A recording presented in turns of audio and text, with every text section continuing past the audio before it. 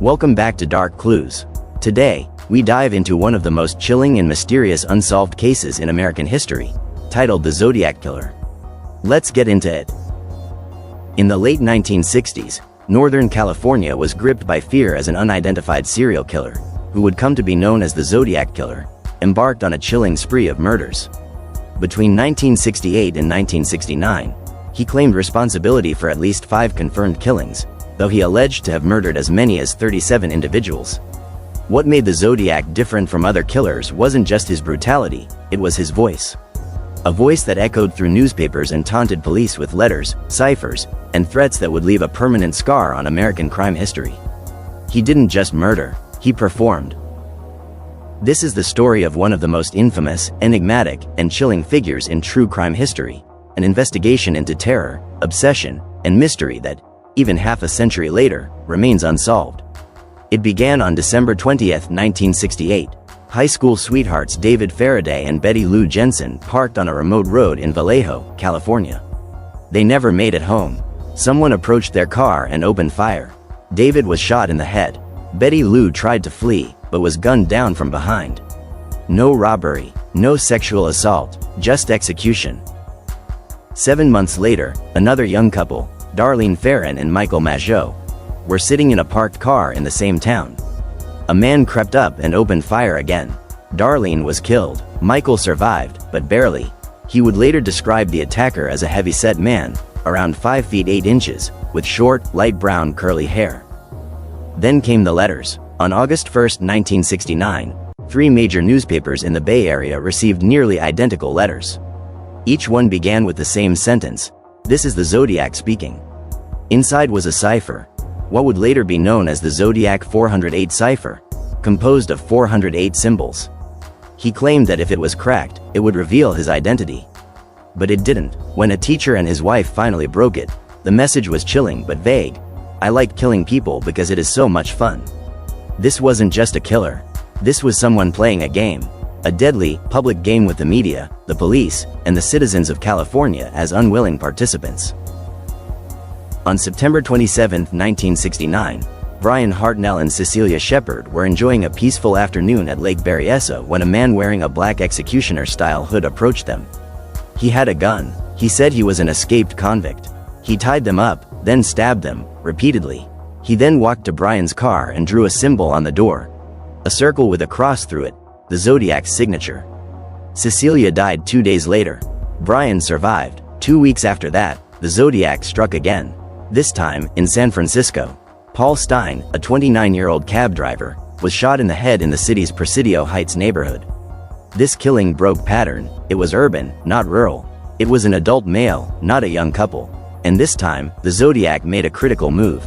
He tore off a piece of Paul Stein's shirt and mailed it to the newspaper along with another letter. He wanted everyone to know, it was him. The confirmed Zodiac murders stopped in 1969, but the letters didn't. He continued to send ciphers, threats, and cryptic clues well into the early 1970s. Some of the most mysterious communications included ciphers that have never been cracked and bizarre references to collecting slaves for the afterlife. Each letter had the same signature, a circle with a cross through it. The Zodiac. The investigation was massive. Thousands of suspects, dozens of leads, but the police were working in different jurisdictions: Vallejo, Napa, San Francisco, and communication wasn't always smooth. The most prominent suspect? A man named Arthur Lee Allen. Allen was a convicted child molester. He lived near the crime scenes. He owned a typewriter similar to the one used in the letters. He was reported to have talked about killing couples and using the name Zodiac before the media even knew about it. But despite strong circumstantial evidence, there was no smoking gun. Allen's fingerprints didn't match those found at crime scenes. Neither did his handwriting. In 1992, he died of a heart attack. And in 2002, DNA testing on the letters failed to link him to the crimes. Other suspects emerged over the years. Some seemed plausible, most didn't. No one was ever charged. The case went cold, but the obsession didn't fade. In 2021, a team of over 40 former law enforcement investigators and military intelligence officers, calling themselves the Casebreakers, claimed they had finally identified the Zodiac Killer. They pointed to a man named Gary Francis Post, a house painter and Air Force veteran who died in 2018. According to the Casebreakers, Post bore physical resemblance to the Zodiac's police sketch, and his name allegedly fit into one of the Zodiac's unsolved ciphers. They also claimed he had scars on his forehead matching the composite, and had allegedly trained a group of young men in criminal tactics in the 1970s. However, their theory was met with skepticism. The FBI and San Francisco Police Department stated that the case remained open and that there wasn't enough evidence to confirm Post as the killer. Others still argue that the real Zodiac could be someone completely unknown, someone who never surfaced as a suspect. The truth, buried under decades of conflicting evidence and sensational theories, remains elusive. The Zodiac left behind 4 cryptograms, but only 2 have been definitively solved.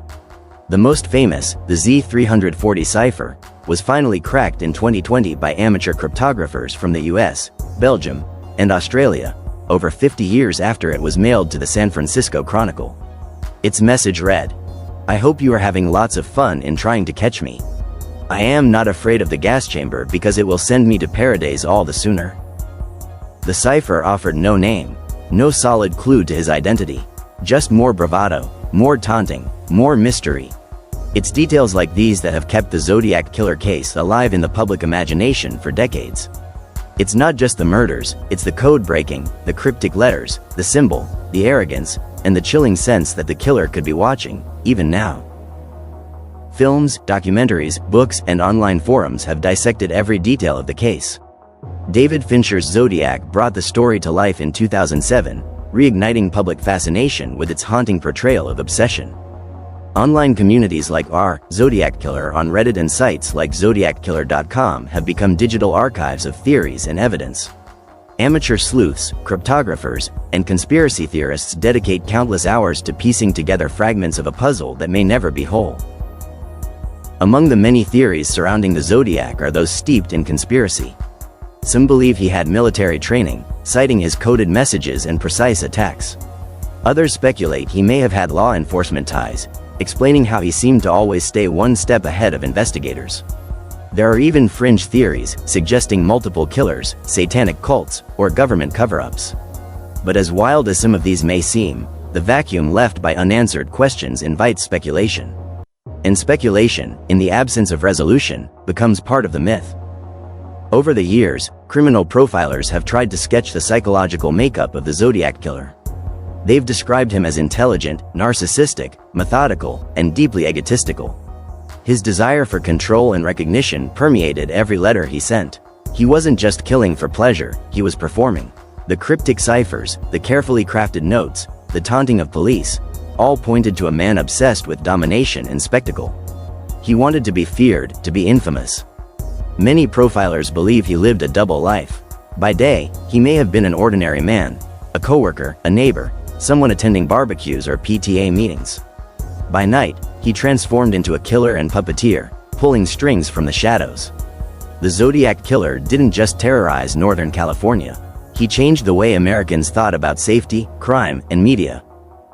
Before Zodiac, serial killers were barely part of the public consciousness.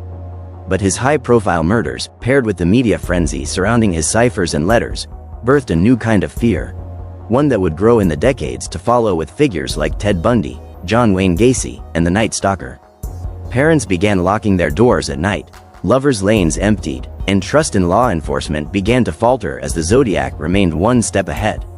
He also exposed the uneasy relationship between media and violence. Newspapers wrestled with the moral dilemma: publish the Zodiac's letters and give him attention, or risk public panic and miss a chance to stop him? The killer understood this power dynamic and manipulated it expertly. Today, the Zodiac case remains officially open in several jurisdictions, including the San Francisco Police Department and the FBI. It's one of the oldest active serial killer cases in the United States. In recent years, forensic genealogy, the same method used to catch the Golden State Killer in 2018, has been eyed as a potential game-changer. But so far, the Zodiac has evaded this net. The letters, the shirt scrap, and other evidence are still under review. Some amateur sleuths have formed online communities, endlessly dissecting clues, suspects, and patterns. The internet has become the new crime board, with digital red string connecting pieces of a puzzle that may never be solved. While the killer looms large in the imagination, It's important to remember the real cost. The families forever altered, the survivors carrying invisible scars. Michael Mageau, the man who survived the 1969 shooting that killed Darlene Ferrin, reportedly lived in fear for years. He disappeared from public view, terrified that the Zodiac would return to finish what he started. Brian Hartnell, the survivor of the Lake Berryessa attack, went on to become a lawyer, but he rarely speaks publicly about the event. For him and others, the wounds, both physical and emotional, never truly healed. And for the families of those who were murdered, there's been no justice, no closure. Just unanswered questions and a silence that stretches across generations. It's a chilling thought, but one that continues to surface. Could the Zodiac Killer still be alive? If he were in his 20s during the murders, he would be in his 70s or 80s today. It's possible he died without ever being named. Or perhaps, like many believe, he was incarcerated or institutionalized, hidden away from the world he once terrorized. Then again, maybe he's still out there, watching, reading, listening, pleased that half a century later, we're still telling his story. The Zodiac case endures not just because it's unsolved, but because it's unfinished. It's a puzzle with missing pieces, a ghost story without an ending. It invites obsession. It reminds us of the darkness that can hide behind an ordinary face, of the limits of law and logic, and of the human urge to find meaning in chaos. Even now, with more advanced technology and greater public involvement, the Zodiac taunts us from the past, a shadow that refuses to fade. If you found this case as haunting as we did, don't forget to like, comment, and subscribe for more true crime deep dives. Stay curious, stay safe, and remember, some shadows never fade.